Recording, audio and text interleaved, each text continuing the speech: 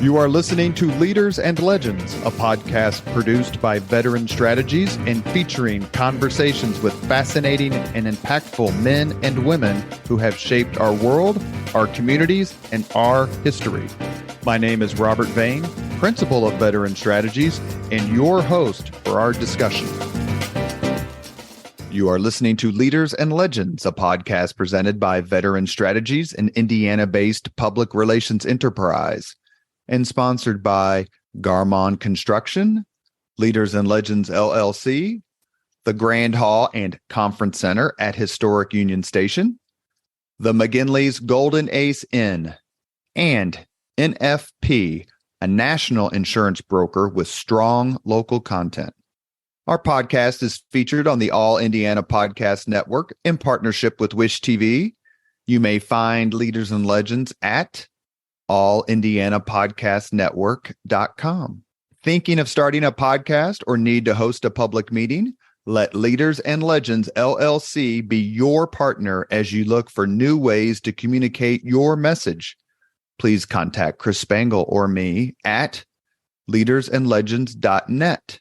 And as always, all our podcast interviews are dedicated to the legacy and generosity of P.E. McAllister. Thank you for joining us on the Leaders and Legends podcast. Our guest today is author, historian Paul Dickson.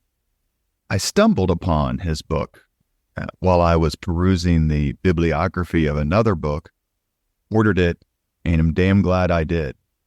The book we're discussing today is called Sputnik, The Shock of the Century. And if my opinion that it's a terrific read, a great piece of history, doesn't convince you to pick it up, then perhaps this person's will. Paul Dickson's indefatigable research and reportorial lucidity, you get that, have given us a fascinating history of the event that forever changed our world. And that was written by Walter Cronkite. Mr. Dickson, thank you so much for coming on the Leaders and Legends podcast. Thank you. Thanks for having me. You've written so many books and really in an interesting number of categories. What compelled you to take on this topic? Oh, I'd wanted to do this for a long time. I had actually seen, when I was in 1957, when Sputnik went up a few days after it was up in space, I was at Wesleyan University in Middletown, Connecticut. And I was listening to the radio station from New Haven, WELI, which is a reference to Yale University, Eli, WELI. And the radio, they said that with the Sputnik to be visible in Middletown at sundown at the next morning or the next evening. And I went up on the football field where there was very little ambient light. And I was standing there in the field with a couple other guys. It was an all-male college. And I saw it go across the sky.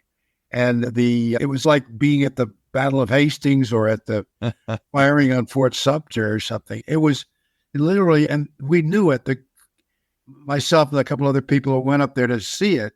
It was just a slow thing across the sky. We thought for decades that it was actually the Sputnik itself is actually the missile, the vehicle that went with it. And it was, you could see it at sun up and sun down because as the sun was on the horizon, it reflected against the thing in the sky. So it was like a little blip of light going across the twilight sky.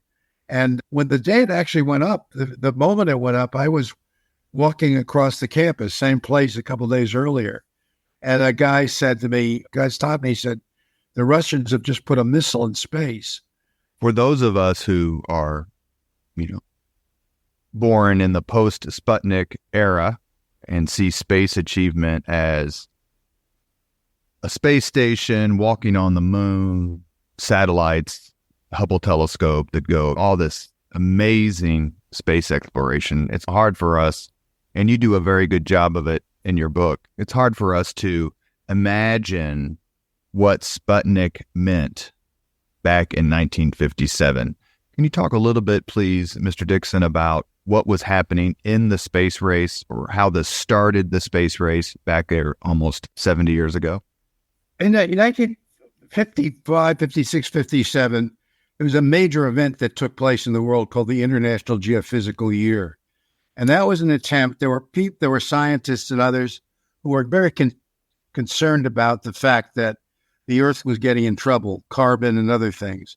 And so there was this international effort to study the planet Earth and its problems and take a basic physical of the Earth. There was a scientist named Robert Kaplan, who was the American head of the International Geophysical Year, who earlier in 1957, before Sputnik, had warned that by the year 2020, we were going to face massive problems with carbon. There was going to be disastrous climate change, oceans rising, and that one of the reasons we were going into space was to measure the health of the Earth. And he talked specifically about global warming. This is in March of 1957 in a speech in Santa Monica. And so the United States and Soviet Union were doing things like putting people on Arctic research vehicles, researching the Arctic. And both the United States and the Soviet Union were planning or talking about putting up a satellite. And of course, we were laughing. It was hysterical to us that the Russians would be able to do that. The big joke was we didn't have to worry about a Russian suitcase nuclear weapon because the Russians couldn't produce a suitcase or a decent suitcase. And out of this, we were marching along. We had some capabilities, but in the sort of unknown to the public, Eisenhower was shying away from going with the sort of the rockets and things that had come out of the World War II, the Nazis V2. And what was not evident to everybody at the same time, that the difference between a rocket and a missile was the payload. The missile was to carry a weapon. The rocket was to be used for exploration and peaceful things. Out of the blue, in October 4th, 1957, we were, on one hand, we were working with the Russians scientifically. On the other hand, we were really afraid of what the Russians were up to. They were testing missiles. They were about to explode their first hydrogen bomb. Their missiles were getting more and more powerful. And when Sputnik went up, it was almost as if everything came together at one point. And we were, as a country, even the Western civilization was just in shock that the Russians could do this, because not only was it the satellite, which was this little harmless 184-pound piece of metal that's going in Earth orbit, going beep, but it was, once that was up, it also meant that the Russians had the ability to send a missile into downtown Omaha, Nebraska. That for the first time, our whole concept of our protection, North America's protection by two oceans, went out the window. And we always felt our Navy could protect us from an invasion. But then all of a sudden, in a matter of minutes, both coasts were penetrated by this harmless satellite. You mentioned a few minutes ago in your answer about President Eisenhower, and I want to get to him specifically here during the podcast. But his attitude about how we're going to make progress in space, and would it be fair to describe it at some point after World War II and before Sputnik, the United States made, which I'll call a devil's bargain, which you can refute, please. And that is the association and the importation of Nazi rocket scientists, especially Wernher von Braun, to the United States. Was it worth it? Oh, it was probably worth it in the sense that it was, but probably more importantly, was we brought the V2s with us. In other words, we took tons and tons. Basically, the missiles that we were using were basically the V2s, and they were using spare parts. Bringing those guys was a huge moral dilemma. Von Braun's, he was at Dora, the concentration camp at Peenemünde, and they were usually They were starving people. They were using mostly members of the French resistance to build these V2 rockets and V4s. They were working on the V7, which was, but von Braun and his company really picked up almost everything they were doing from Goddard, who was an American scientist. Mm-hmm. And he later won some lawsuits, or his family, against the government, because a lot of the stuff the Russians, the Nazis had packed up, they very clearly said came from Goddard.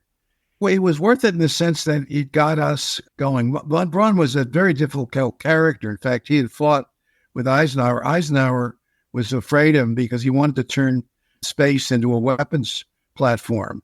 And one of the reasons was when Eisenhower, in November of 1957, decided that he was going to build a civilian space agency, von Braun actually went out and attacked him publicly in his speeches, saying that he was jeopardizing national security, that the space was meant for warfare. And Eisenhower had taken a page from President Truman, who had the atomic bomb and refuses to give the atomic bomb to the Army or the Air Force or any other military unit, and created his own civilian department, the Atomic Energy Commission.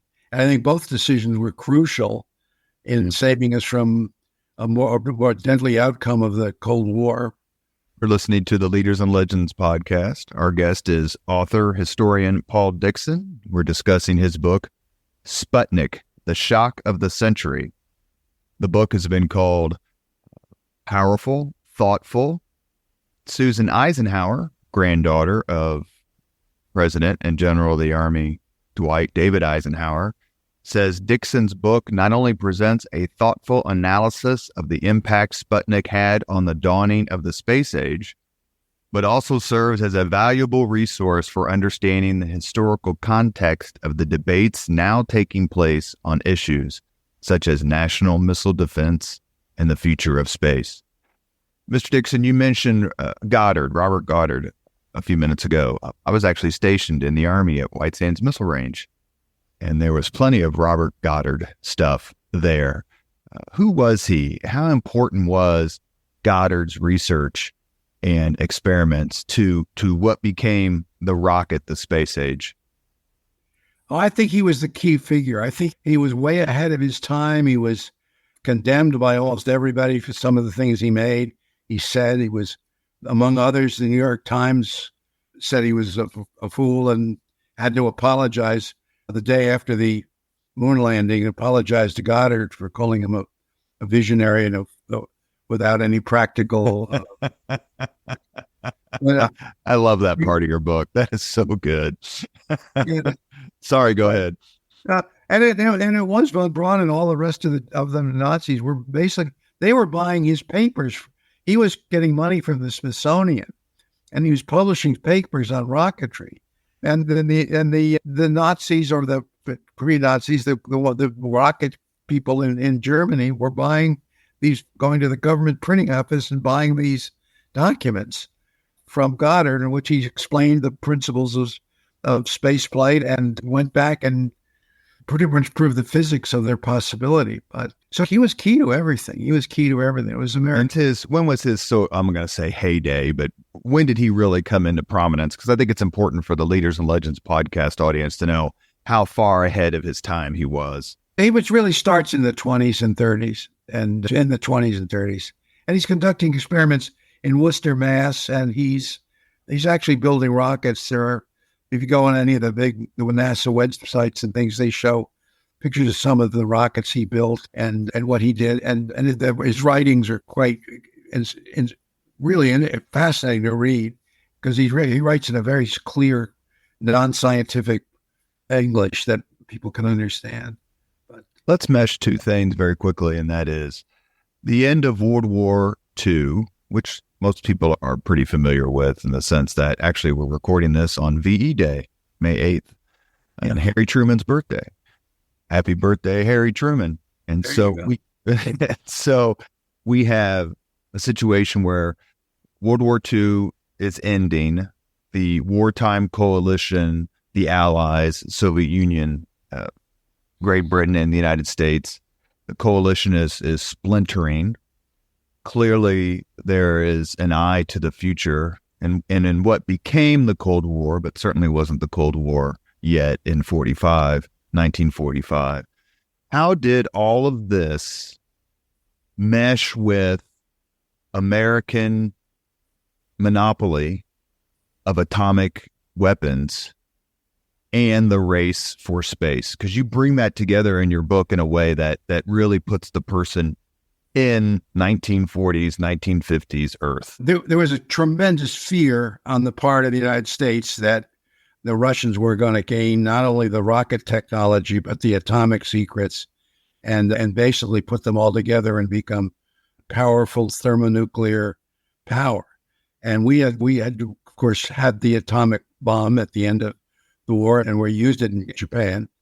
And we were just so fearful of the Russians. So when Germany falls, we're all trying to get to the rocket base at Peenemünde, which is where the concentration camp Dora was in the northern part of England. And there was actually John F. Kennedy's older brother was killed trying to destroy the rocket base at Peenemünde. And it was also known that the Hitler was working on a V-7, which was a missile that was intended to destroy New York City. And there was no question in Hitler's mind that would be a great accomplishment, because he saw New York City as the greatest Jewish city in the world, with a large Jewish population. And it would also turn the tide against the United States in the war.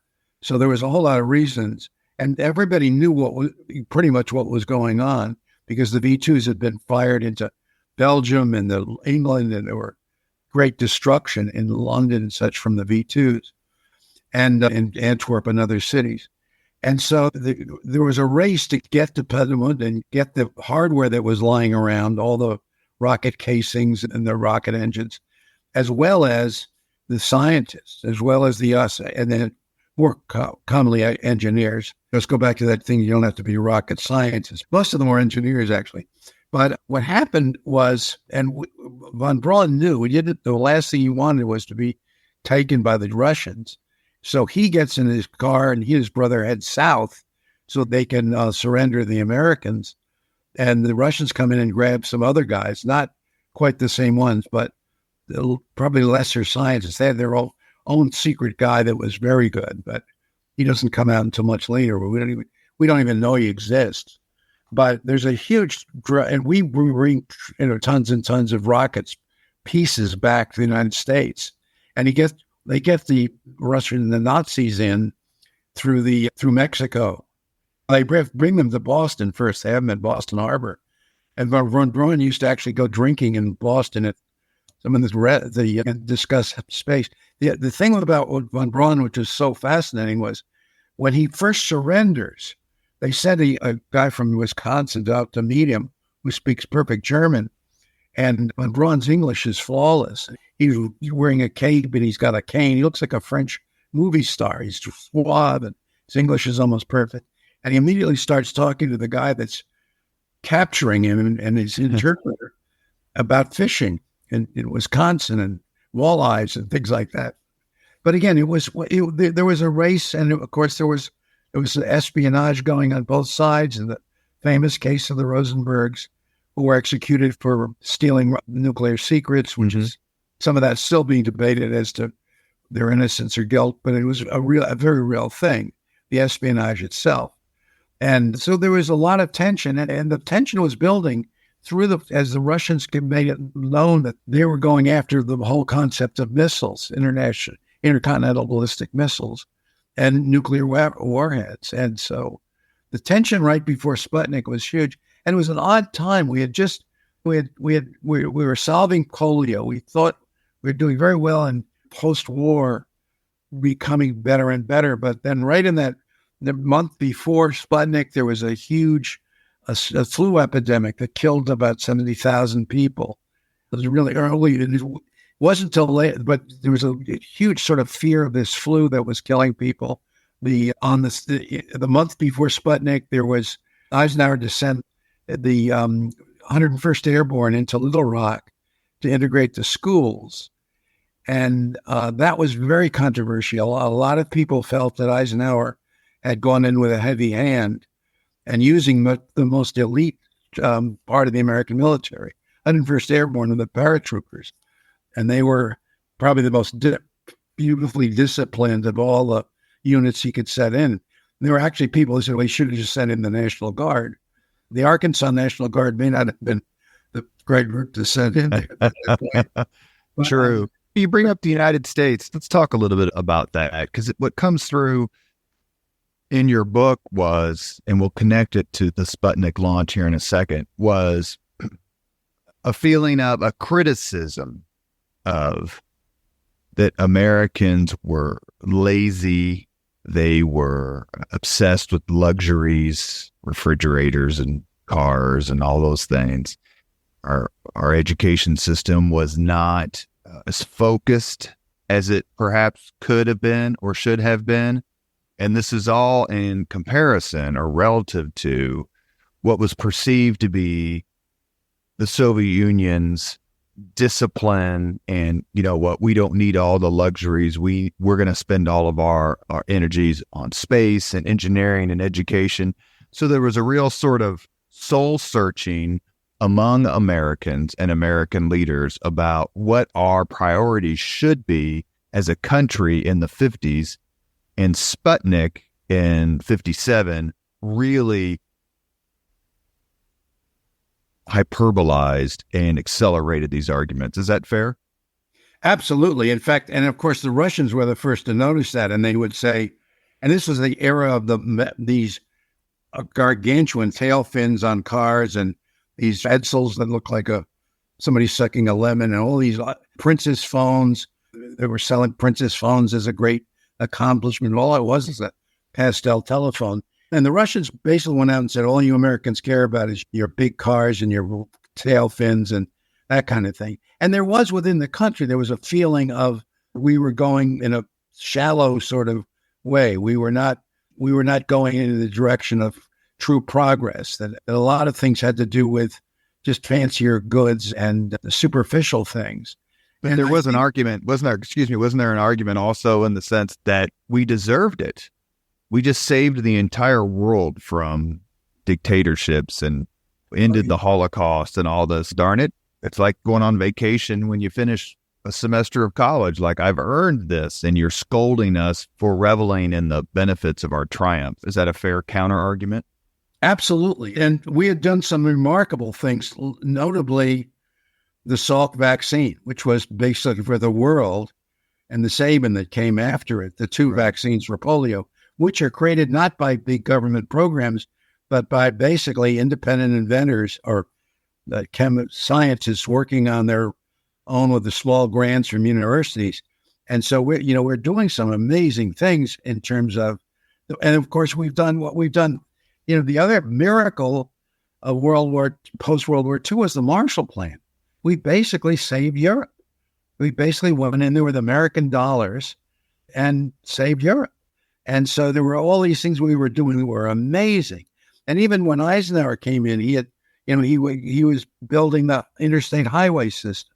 And I did some research of that at one point. One of the reasons Eisenhower everybody now says he was doing it for the purposes of defense.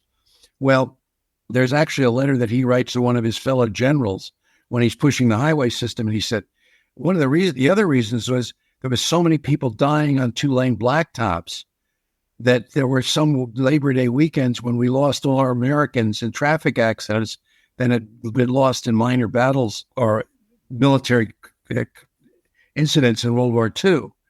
And so we were doing all these things, but I think a lot of people harked back to those superficialities.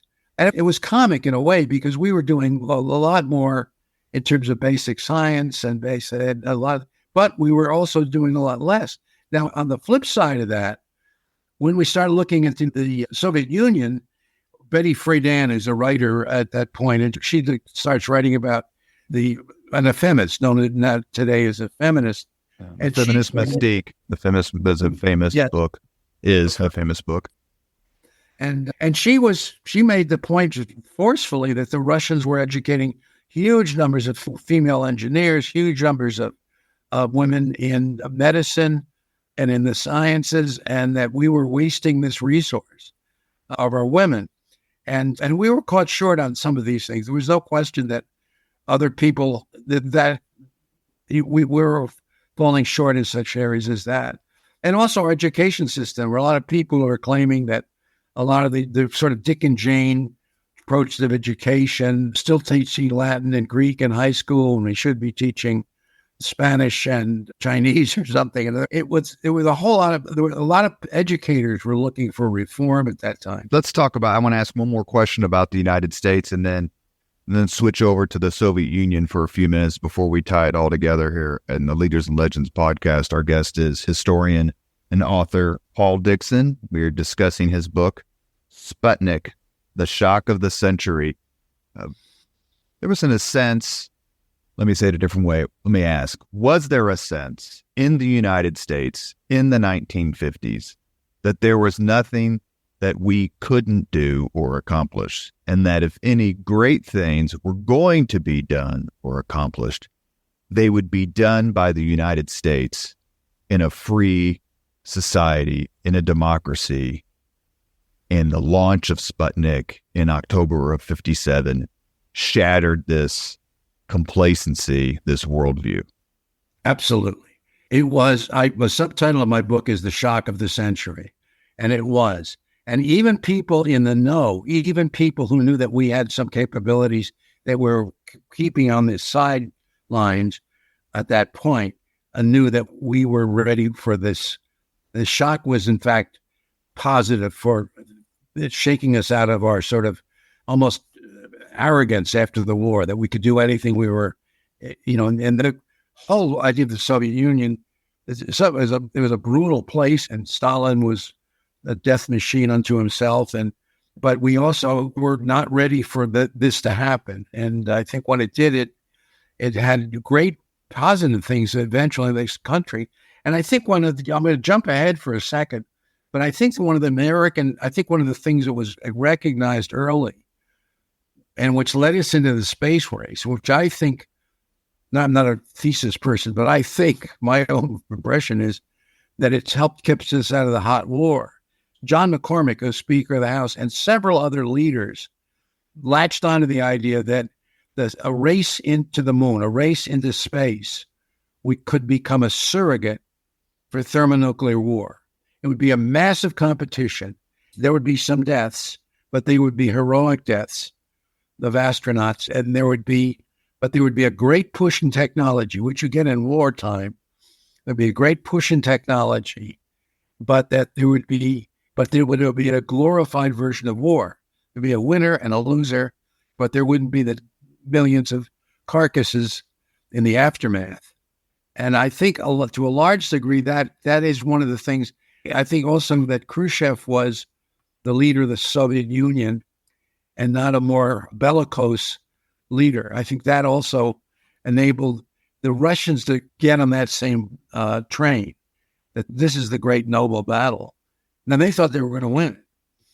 Along with the Olympics and chess and other sorts of endeavors that were metaphors or substitutes for, as you mentioned, a hot war in Europe or Asia, did Khrushchev, because he was different than Stalin, did he embrace this competition between the United States and the Soviet Union? Did he enjoy the fact that he had one-upped or beaten the United States to the punch? Because Khrushchev is an interesting, vulgar, ebullient character, and those are the three words I can think of at the moment.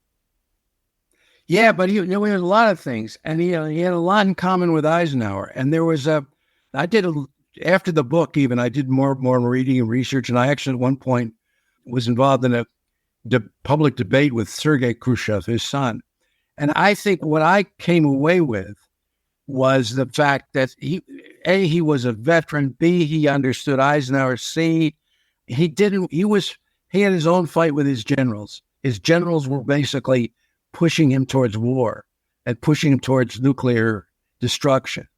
And he basically veered totally away from that and became even as a public figure, he became a person who was fearful but public. He might say, "We will bury you," or "Well, your aircraft carriers are nonsense."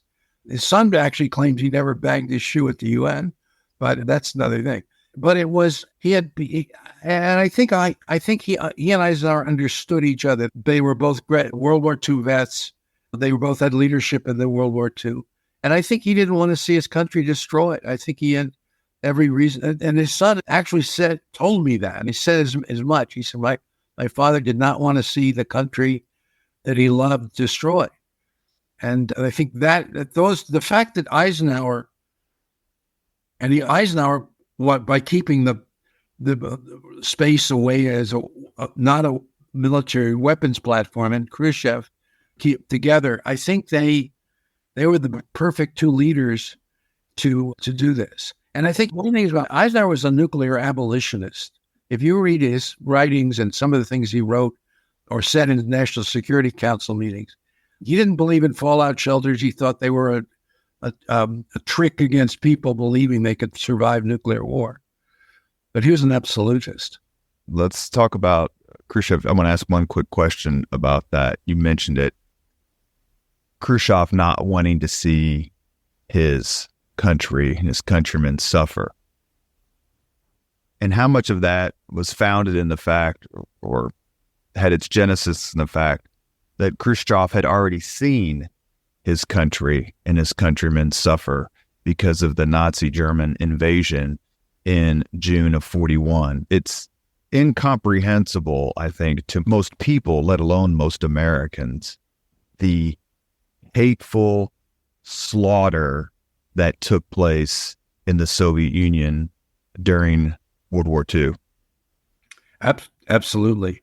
Absolutely. And I think he also saw what Stalin and his crew did, and the purges and the things that were going on. I think he wanted to veer away from that. He wanted to create a consumer economy of sorts. He wanted to build cars, he wanted it to become part of the century. And I think that's very clear. You are listening to Leaders and Legends, a podcast presented by Veteran Strategies, an Indiana-based public relations enterprise, and sponsored by Garmond Construction, the Grand Hall and Conference Center at historic Union Station, and the McGinley's Golden Ace Inn. Our guest today is author Paul Dickson. We are discussing his book, Sputnik, The Shock of the Century. You mentioned him, so I want to read his endorsement of your book, and that's Sergei Khrushchev. Sputnik is an insightful look at the way Sputnik changed the world, especially the United States, boosting its education and research. Sputnik essentially awakened America and started its space era. Do you agree with that? Absolutely. Absolutely. And I think by also just what happened, and I interviewed physicists and engineers who basically, when they were in their car, one in particular was in his car listening to the radio when Sputnik goes up, and he realizes he's got to go back to graduate school and got to become a physicist and got to get involved in this. And it was, for science, it was just this moment of realizing there was a whole lot to be done. And it wasn't all for warfare. It was for exploration. It was going to the moon. It was going to Mars. And the places where it was celebrated was Jet Propulsion Laboratory. Places like that which were already working in this. And to this day, if you look at Jet Propulsion Laboratory and these magnificent vehicles they've sent to Mars and Venus, and which are crawling all around these planets, sending back an unimaginable amounts of data and discovery. And I think that to a lot of people, a lot of even universities that opened up all of a sudden, they saw what was going on. And Eisenhower got a lot of money spent for getting kids out of really brilliant kids and getting them to the high technology schools. Eisenhower's early money, a lot of money went to getting women into sciences. And it was, the reaction instead was not hostile in the sense it was creative, that Eisenhower, in a large degree, marshaled that energy and created a whole lot more money for just education and higher education and discovery.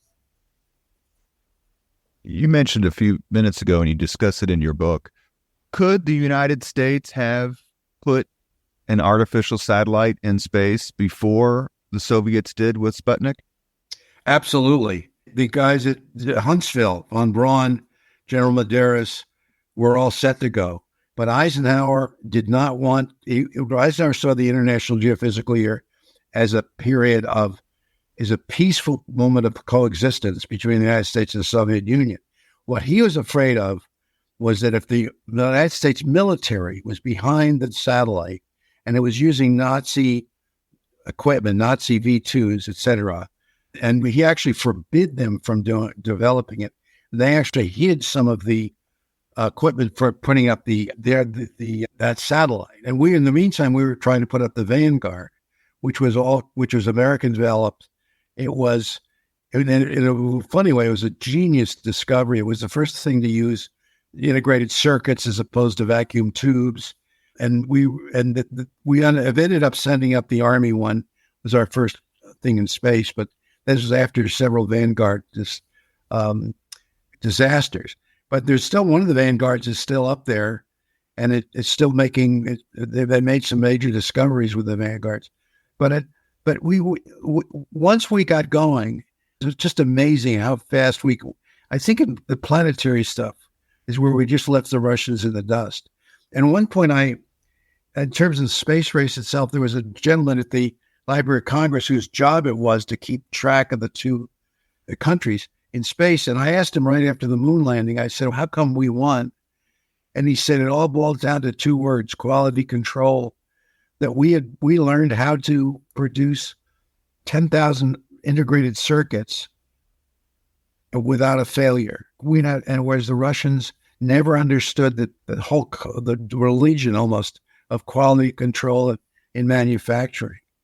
And they just never. And it's got more as the next stage of exploration required exponentially greater technology, the more we leapt ahead. Is that a fair statement? Absolutely. Absolutely. And I think Eisenhower also grabbing space away from the generals and the vision of weapons platforms. I think by pushing, and he poorly pushed hard and may have himself put up the first communication satellite. His vision for space was as a relay point for communications.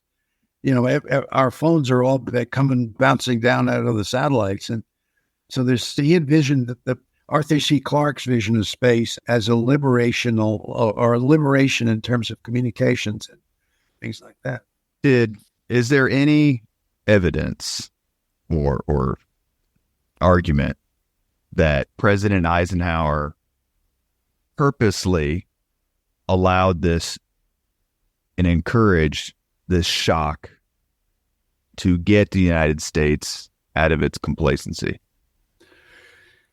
No, there's not any evidence, but there is the suggestion that he was willing to allow that to happen so that we could prevail in the end. In other words, if we had gone up with an Army, the United States Army satellite rocket, that would have sent the whole tone of the IGY off. And so I think he was prepared for what was going to happen. I think he saw that, but I don't think he looked at it as a sacrifice per se. But one of the things I found in my research was the Russians actually came to us at one point for Sputnik for a mass spectrometer, and we turned it down. And that request and our answer was then classified as secret. And it was through the Freedom of Information Act when I was doing the book that I was able to get that document. But the other thing I have to remember is Sputnik was extraordinarily low technology. The battery was a truck battery. The beep beep beep was a truck battery. One of the reasons we could see it was buffed every night with sheepskin, so that it would be reflective. The whole apparatus would be reflective. It was basically JP5 kerosene that was the fuel. It was not a very sophisticated any instrumentation. It just beeped. It didn't have any. We talked about technological limitations. I am technologically limited, but I'm going to see real quick, Mr. Dickson, if I can play the beep Hold on 1 second and make sure. See, now tell me if you can hear this, and I'll know I've done it correct. Did you hear that? No, sorry. The Sputnik beep. You didn't hear. You didn't get to hear it. Let me try it again. Okay. Somehow it's not picking up. No, that's all right. That's all right. We'll skip this part. Let me ask you a question about on October 4th, 1957, Sputnik is launched. How does the world begin to know what has happened? Oh, I think the world got to know what was happening because of the fear, because of there was especially among older people, especially among the legislatures and others who wanted, some members of Congress wanted to shoot it down. To them, it was the Russians were now winning the atomic missile race.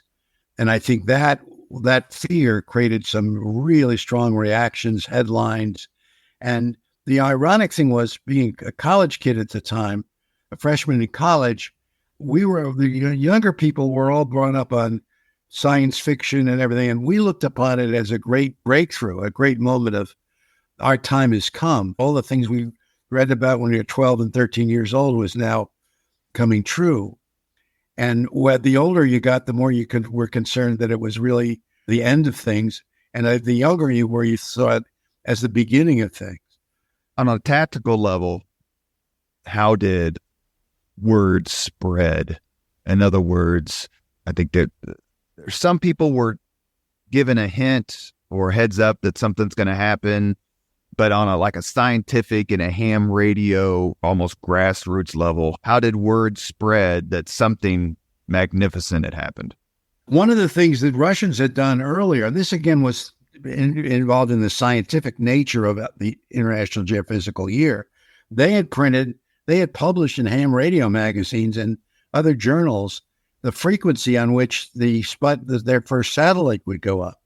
And so they're all over the country. When it goes up, there are kids, and seriously, who had ham radios who would show up and start playing it. And there was a huge thing at the Texas State Fair, which is going on October 1st, 1957. Some kid shows up with a ham radio, and there are people dropping by to listen to Sputnik on the ham radio. It was to a lot of people in the world, it was just it was the beginning of space, and it was, and of course a month later you have the Russians put up the dog Laika, and that's just even bigger because the whole world is, oh, this poor little doggy up in space, and he becomes almost like a Disney character. And people didn't know at the time he was probably dead on the launch during the launch, but it was worldwide. So everybody was just saw it, and it was seen as the beginning of the space age. It was like, we've just fought the Battle of Hastings. How did the rest of the world react? In other words, these non-aligned countries, and there was all these proxy battles, both hot and cold, for influence in the world. How did other countries react to this Soviet achievement? The Soviets at that time were brilliant in terms of propaganda. And one of the things they would do is they would announce that, realizing there were still federal troops in Little Rock, Arkansas, to integrate schools, and the Russians would announce that the time at such and such an hour that the Sputnik would pass over Little Rock, Arkansas. They would announce that there were, in America, they would go, especially in Africa and the third world, they would make a big deal of the fact that while we're doing this for humanity, America has to send its elite armed forces unit into racially integrated high school. And the Russians used that. They used that we were the bigoted people. We were the people who couldn't even honor our own citizens who were black. And that really flew overseas. And we were, the United States of America was really, it was a hard thing to rebut. It was to say Little Rock wasn't real. The glory of Little Rock was Eisenhower's decision not to mess around. Just, I'm sending my best guys in there. We're going to integrate. Exactly. So looking back, the final question before we ask the same 5 questions of all of our Leaders and Legends podcast guests. Looking back the past decades with a non-jaundiced eye, was the overreaction, let me say it a different way, was there an overreaction to the Soviet achievement of Sputnik, or was the reaction proportional and propelled us to what I think anyone would say is ultimate victory in the space race? I would say the latter, that it was a strong reaction, but there were people waiting for that reaction. There were educators, other people waiting to reform things. And I think it was the perfect reaction in the sense that it got us where we are. It got the world where it is. It got us into the whole thing of satellite communication. We've reached the point on the Leaders and Legends podcast where we ask the same 5 questions of all of our guests. Distinguished historian and author Paul Dickson, are you ready? Yes, sir. Number 1, what was your first job? My first job was as a paper boy, delivered papers. And I guess about the same time, I also ran a little group of people that cut other people's lawns and rake their leaves. But I had a gang of people working with me. So that was Number 2, what was your first concert? Oh, the first one I paid for, you wouldn't believe this, but it was Johnny Cash. I was Really? a kid. I grew up in New York, and I was a great fan of country music. And there was a station. There were a lot of GIs who came back from World War II loving country music, Hank Williams and country, all those guys. And so what happened was, as a kid, after the war, I was listening to country music. There was one station in New York, actually in New Jersey, that carried country music. And then all of a sudden, one day, they're announcing, my father had to drive me, and they're announcing that this new sensation for Sun Records, they were still S78s, Johnny Cash was coming to White Plains, New York. I went and saw him. It was his first time north of the Mason-Dixon line. And I actually got his autograph, which I lost many years later. But no. Oh, that's so good. But we've not had that as an answer. I've done 270 podcast interviews, and I think this is our first Johnny Cash reference. Third question. If you could suggest any book for someone to read, which book would you recommend? Any book? Oh my gosh. Wow, that's a really difficult question. I suppose I would pick, just because I just always loved it so much. I thought Grapes of Wrath, it's not narrative nonfiction. It's not, but it just affected me and that and The Great Gatsby, I think, are the two that most affected me growing up. Number 4, these questions get harder as they go along, but you've only got 2 more left. Number 4, if you could witness any event in history, be there in person as it happens, which event would you choose? Oh my gosh. These are designed to shock people out of their complacency. For me, that's easy. I suppose it would be the Gettysburg Address. That's a very popular answer. You got an A+ on that one. Okay. Last question. If you could have dinner with anyone living today, 2 hours off the record just to chat, whom would you choose? Barack Obama. The most popular answer. You have been listening to Leaders and Legends, a podcast presented by Veteran Strategies, an Indiana-based public relations enterprise, and sponsored by Garmong Construction, Leaders and Legends, LLC, the Grand Hall and Conference Center at Historic Union Station, the McGinley's Golden Ace Inn. As always, all our podcast interviews are dedicated to the legacy and generosity of P.E. McAllister, an Indianapolis legend whose first historical memory was the Lindbergh flight in 1927. Our guest today, author, historian, Paul Dickson. His book, Sputnik, The Shock of the Century, is essential reading to understand the Cold War, and in some ways, why the Cold War never became hot. Mr. Dickson, thank you so much for coming on the podcast. Your book is wonderful, and I really enjoyed the discussion. I really enjoyed this. Thank you so very much. Thank you very much for listening to Leaders and Legends, brought to you by Veteran Strategies Incorporated. If you want to contact us about this program or our menu of public relations services, please send us an email at robert@veteranstrategies.com. That's robert@veteranstrategies.com.